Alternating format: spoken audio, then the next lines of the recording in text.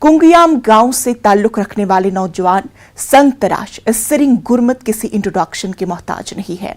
उनके जरिए तैयार की गई कलाकृति लोगों को खूब पसंद आ रही है। सिरिंग गुरमत की पैदाइश कुंगियाम गांव में हुई, जो कि लेह से तकरीबन 100 किलोमीटर की दूरी पर है। उनके माता पिता खेतीबाड़ी से जुड़े हुए हैं। उन्होंने अपने माता पिता को मट्टी, रेत, पानी, पौधों के साथ काम करते हुए देखा और यहीं से उनकी दिलचस्पी आर्ट की तरफ हुई।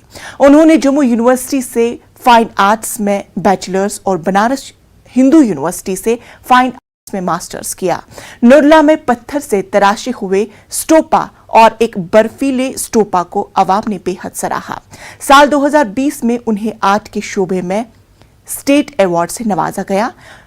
उस वक्त वो आपको बता दें कि इस वक्त वो एक बड़े मुजस्मे पर काम कर रहे हैं।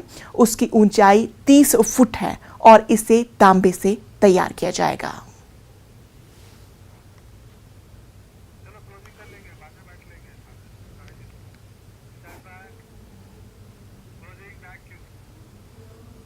तो नाज़रीन, लद्दाख की खबरों में फिलहाल इतना ही। मुझे दीजिए इजाजत। आदाब।